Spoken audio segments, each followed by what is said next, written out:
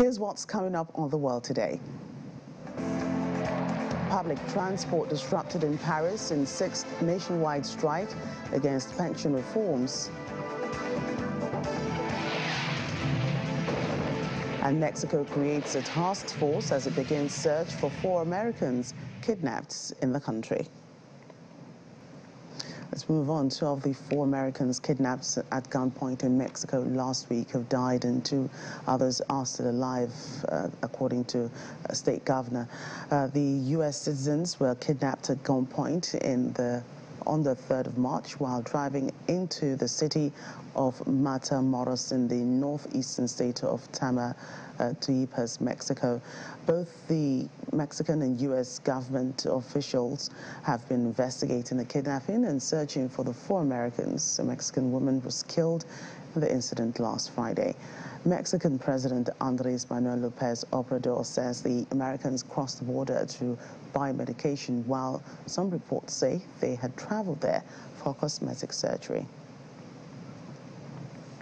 Welcome back to The World Today. Let's get a little more on that kidnapping story in Mexico.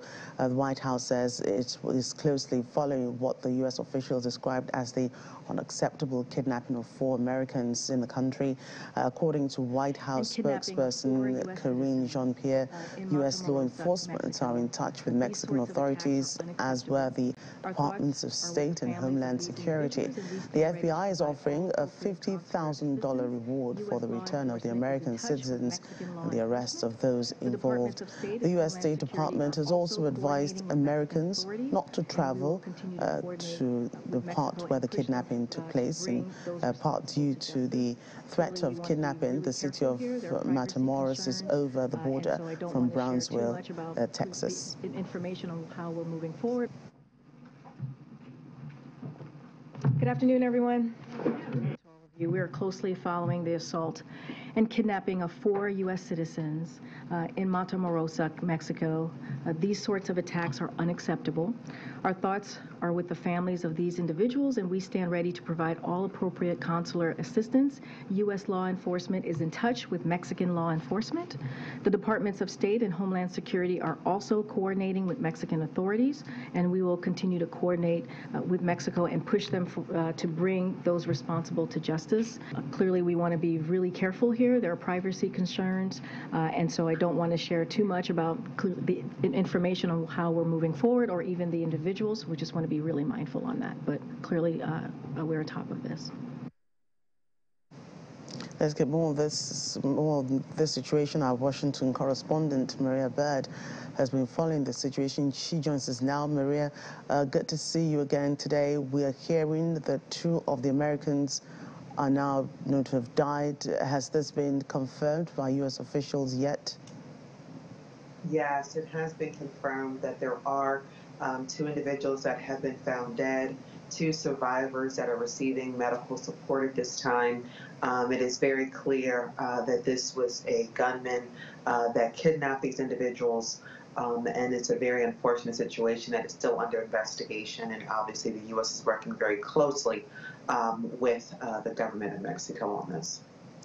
Do we know the identity of the people kidnapped and the reason why they were in that area in the first place? There are, reports of, some kind of medical mission and what have you, but do we know exactly what they were doing there? What are you hearing? They are right now trying to obviously keep everything as close as they can to the actual investigation, not giving as much as I think they would. But as you said, medical mission is what we're hearing. We don't know exactly what their motive was at that moment in time, if they were going to seek out a specific individual or specific group. But I expect that we will be learning more over the next few hours, because this is really just coming in over the last few hours as to confirming the deaths of the individuals. Just happened a little less than an hour ago, and then obviously the 2 survivors. And so I think once they get the medical support for the survivors and they're able to begin to question them and get additional insight as to what has been experienced Friday. Right, before I let you go, another story of concern coming out of Mexico on Monday. The authorities found 103 unaccompanied minors inside an abandoned truck. in the eastern Mexican state of Veracruz. This is believed to be, one of the biggest recent discoveries of migrant children traveling through Mexico. Speak to us about that and reactions in the U.S. The reactions in the U.S., I think that we are up against the wall here as it relates to trying to ensure the viability of being able to bring people safely over. I think that we have, as many have said before, we're in a time of crises at the border, and people are trying to get across the border as quickly as possible. The Biden administration has been working very closely with the Mexican government to try to ensure safety and security for those across the border. So, sometimes try to safety and well-being of these migrants. Maria, thank you for that update today.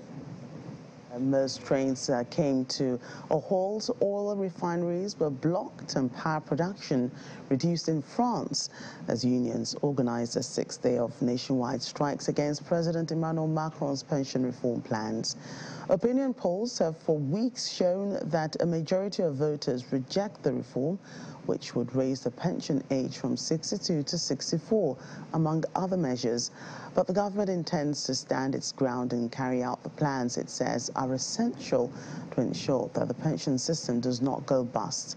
At least 260 demonstrations are expected across the country, with most train and metro services cancelled and many schools closed. Unions said they would increase pressure to try and convince lawmakers not to vote for the reforms, adding that rolling strikes, particularly at oil refineries and on the railways, could be prolonged over several days.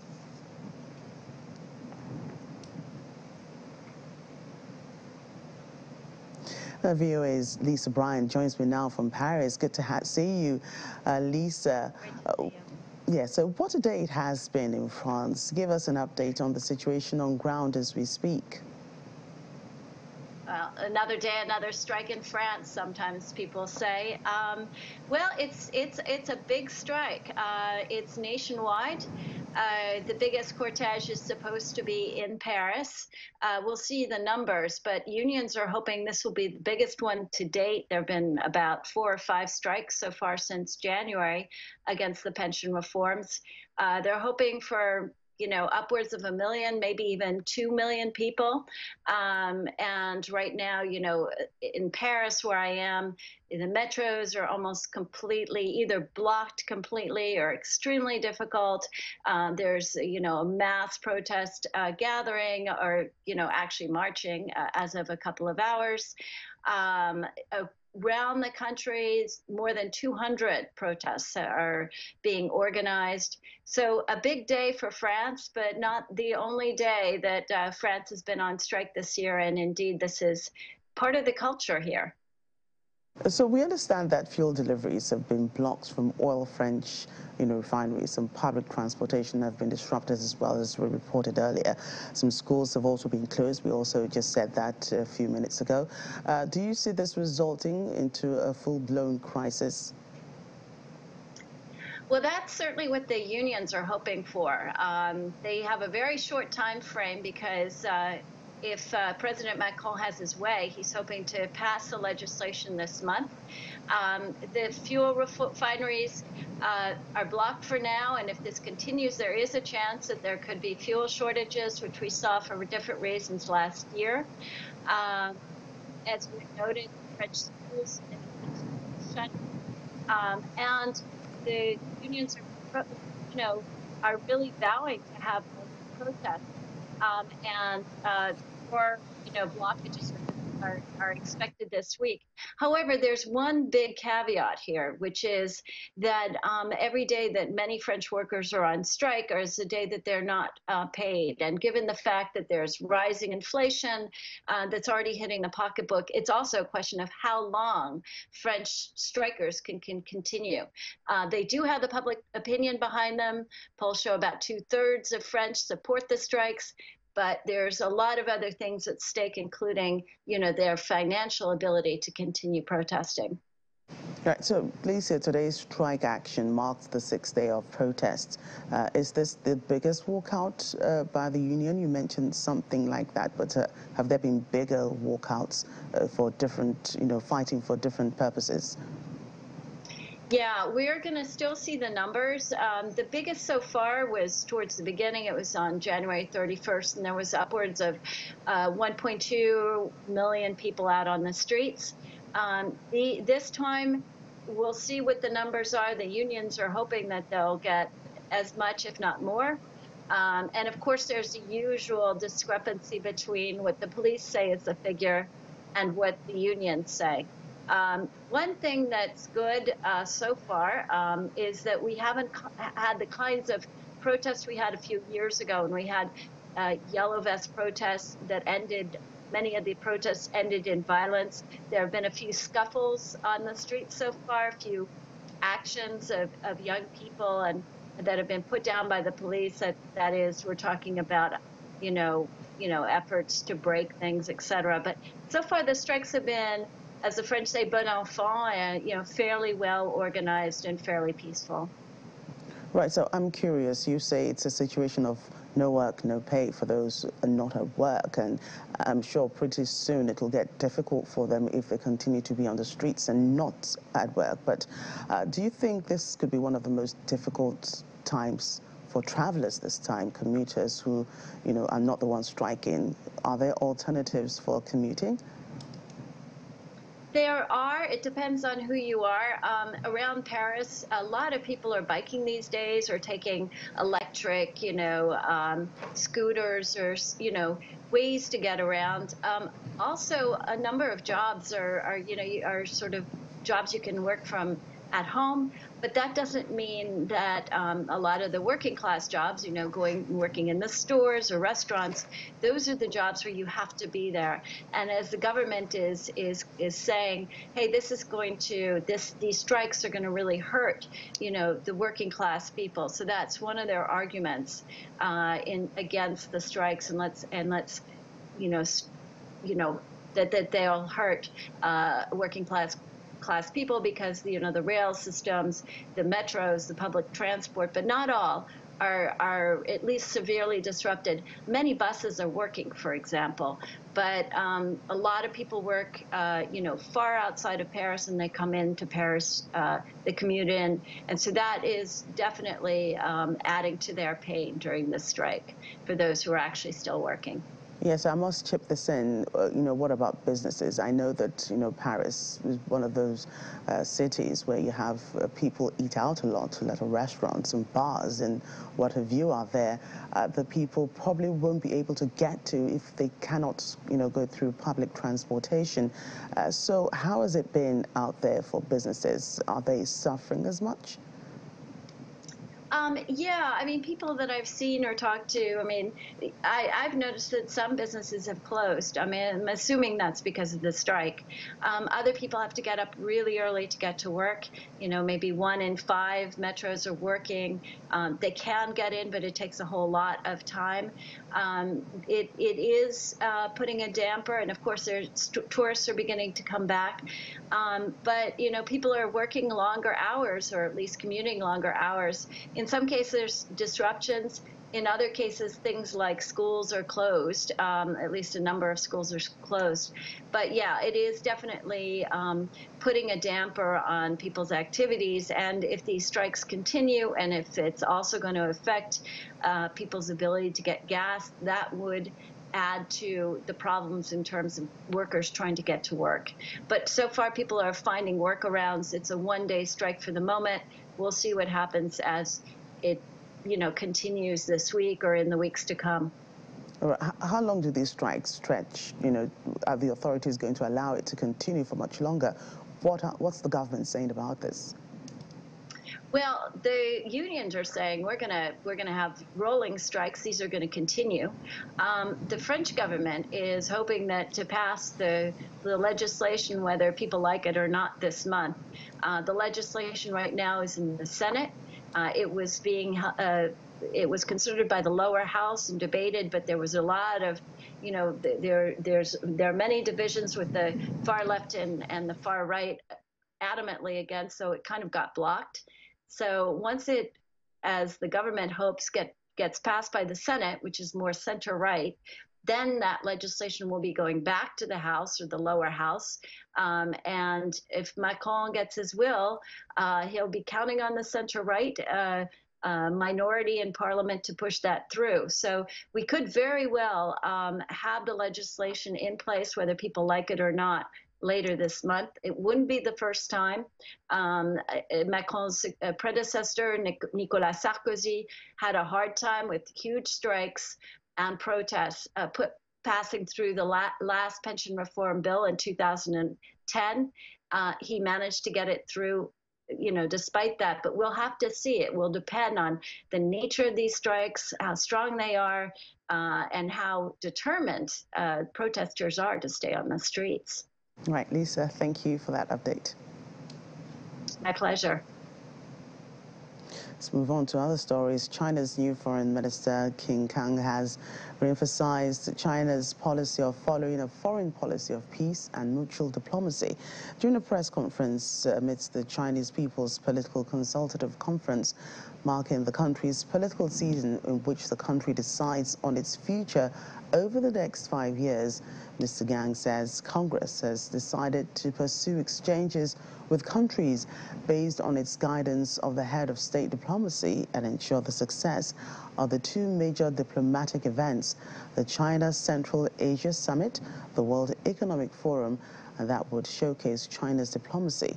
Our Foreign Affairs correspondent, Amarachi Ubani, was there and now reports. This would be Foreign Minister Qin Gang's first major world news conference since assuming office, and there were no major topics off the table. From China's relations with countries in general to specifics on China-US, China-Russia, China-Africa and China-Taiwan relations, Mr. Gang answered them all. He said China will continue to pursue openness and strengthen ties with countries and will choose openness and development as its objective. He also says China will take multilateralism as the way forward and offer more Chinese insight on solutions to help meet humanity's challenges and will continue to implement its idea of modernization, especially with developing countries. 人类文明的新形态，也给世界各国，特别是广大的发展中国家以重要的启示。我想，至少有这么5个方面。 Chinese modernization offers solutions to many challenges facing human development. It busts the myth that modernization is westernization. It creates a new form of human advancement, and it provides an important source of inspiration for the world, especially developing countries. As I see it, Chinese modernization has at least 5 features. 命运牢牢地掌握在自己手里。 First, independence. The reason why the Chinese path to modernization works is exactly because it is developed in China and rooted in Chinese culture and fits in well with China's national conditions. China's success in development also proves that every country has the right and the ability to choose its own path and to hold its future firmly in its own hands. Answering a question on China-Russia relations as it concerns the war in Ukraine, Foreign Minister Gang debunked rumors of a diabolical relationship between China and Russia regarding the war, emphasizing instead the relations with Russia will not be influenced by any country or their interests. 也不受任何第三方的干扰和挑拨。 Some countries who are inclined to view China-Russia relations through the lens of Cold War alliances see nothing but their own image. The China-Russia relationship is based on no alliance and no confrontation, and it is not targeted at any third party. It is not a threat to any country, nor is it subject to any interference or discord sown by any third party. But when it came to the question of China-US relations, Mr. Gang accused the US of not following its own advice and has been working to outcompete China instead. He said America had deviated from the right path and needed to get back on it. 不寻求冲突，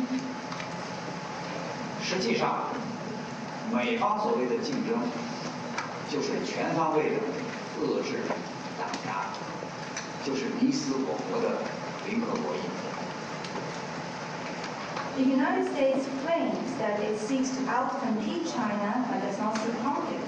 Yet in reality, its so-called competition means to contain and suppress China in all respects and get the two countries locked in a zero-sum game. The United States talks a lot about following rules. But imagine two athletes competing in an Olympic race. If one athlete, instead of focusing on giving one's best, always tries to trick or even injure the other, that is not fair competition, but malicious confrontation and a foul. Regarding China's relations with Taiwan, Mr. Kang read from the Chinese constitution, which says Taiwan is a sacred territory of the People's Republic of China. He warned that resolving the Taiwan question is a matter for the Chinese people, and no other country has a right to interfere in it, and no one should undermine China's resolve to protect its territory. So there we have it, China's agenda for the rest of the world, the international community, especially how China perceives the international community and how it intends to go forward with its relations with countries. Here in Beijing, China, Amarachi Ubani.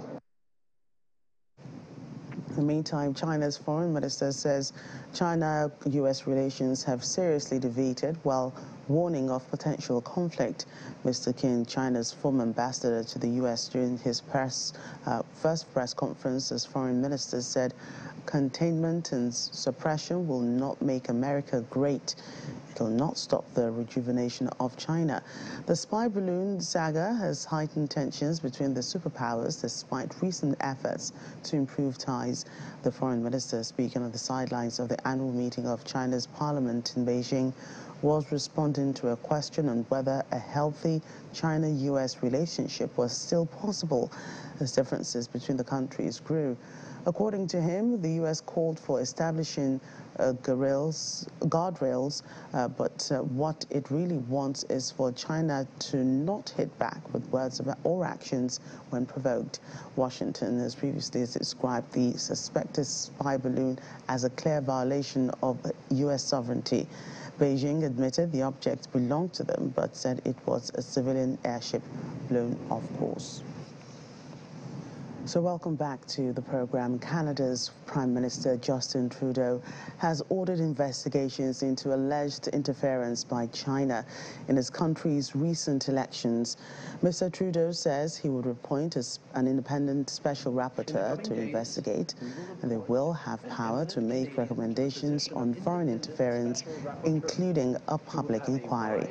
Canadian media have recently published detailed reports citing anonymous intelligence sources alleging schemes run by China to interfere in Canada's elections in 2021 and 2019.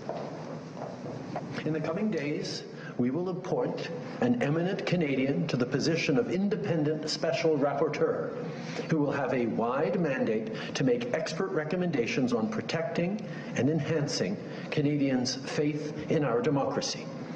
In the coming weeks, the independent special rapporteur will be responsible for informing the work of NSIRA and NSICOP and any other existing processes like those by Elections Canada, and to identify any gaps in our system.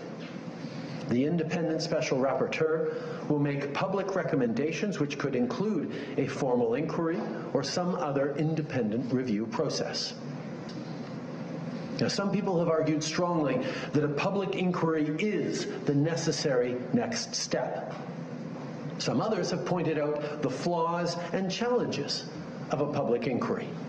That's why we will ask the independent special rapporteur, as one of the first tasks of their mandate, to provide the government with a recommendation as to what the appropriate next step should be, whether it be an inquiry, an investigation, or a judicial review, and what the scope of that work may be.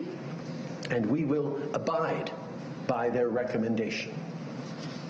We have long known, and an independent report confirmed it again last week, that the Chinese government and other regimes like Iran and Russia have attempted to interfere not just in our democracy, but in our country in general, whether it's our institutions, our businesses, our research facilities, or in the daily lives of our citizens. This is not a new problem. But before we came into office, there was no dedicated process to counter foreign interference in our elections. The UK has announced new legislation in Parliament to try to stop people crossing the Channel on small boats. The new bill would ban people entering the UK illegally from claiming asylum or re-entering in the future.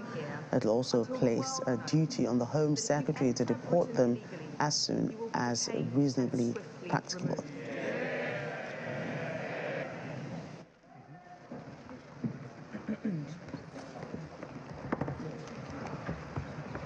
They will not stop coming here until the world knows that if you enter Britain illegally, you will be detained and swiftly removed.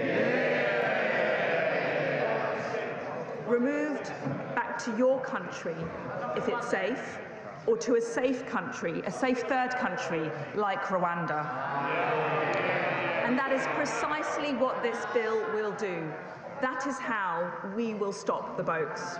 Mr. Speaker, this bill enables detention of illegal arrivals without bail or judicial review within the first 28 days of detention until they can be removed. It puts a duty on the Home Secretary to remove illegal entrants and will radically narrow the number of challenges and appeals that can suspend removal. Only those under 18, medically unfit to fly, or at a real risk of serious and irreversible harm, an exceedingly high bar in the country we are removing them to, will be able to delay their removal. Any other claims will be heard remotely after removal.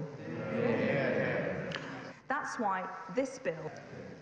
Of course, the UK will always seek to uphold international law, and I am confident that this bill is compatible with international obligations. And when we stop the boats, Mr. Speaker, the bill will introduce an annual cap to be determined by Parliament on the number of refugees the UK will settle via safe and legal routes. This will ensure an orderly system, considering local authority capacity for housing, public services and support. So what is different this time? They still don't have any return agreements in place.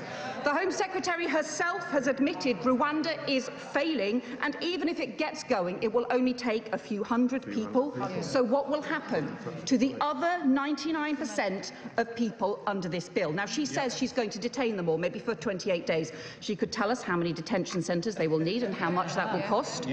But even if she does, what will happen when people leave 28-day detention? Will she make people destitute, so they just wander the streets in total chaos?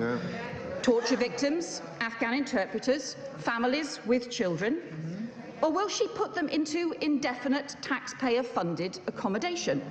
Never returned anywhere because they don't have the agreements with Europe in place, neither returned nor given sanctuary, never having their case resolved. Just forever in asylum accommodation and hotels. She may not call it the asylum system, but thousands more people are still going to be in it, nevertheless. Progress towards gender equality is vanishing before our eyes, and that's according to the United Nations Secretary General Antonio Guterres. Speaking ahead of the International Women's Day on March the 8th, Mr. Guterres says gender equality is 300 years away. According to the latest estimates from UN Women, the UN organization dedicated to gender equality and the empowerment of women. He cited high rates of maternal mortality, girls being forced into early marriage, and girls being kidnapped and assaulted for attending school as evidence that hope of achieving gender equality is growing more distant. He made the comments at the opening of the 67th session of the Commission of the Status of Women in New York. Madam President, Excellencies, distinguished delegates, friends. The session of the Commission on the Status of Women is one of the most important annual events at the United Nations. And it takes on even greater significance at a time when women's rights are being abused, threatened, and violated around the world. Progress, won over decades, is vanishing before our eyes. In Afghanistan, women and girls have been erased from public life. In many places, women's sexual and reproductive rights are being rolled back. In some countries, girls go to school, risk kidnapping and assault. In others, police prey on vulnerable women they have sworn to protect. Gender equality is growing more distant.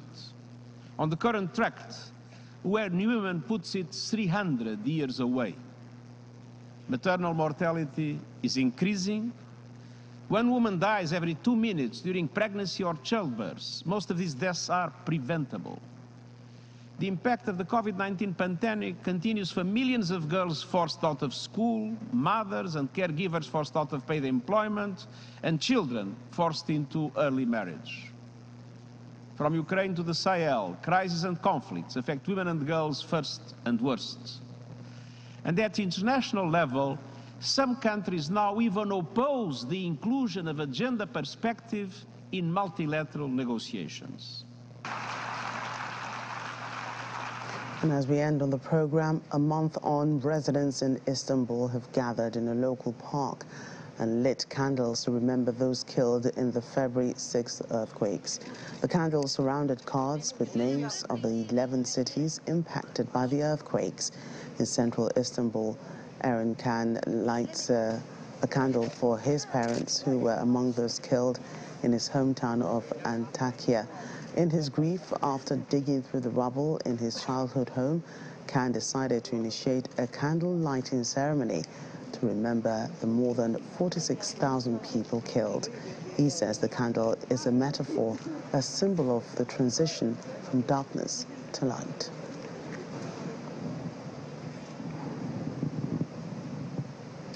May their souls continue to rest in peace. Well, that's it on the program today. Thank you for watching. I'm Joke Rogers.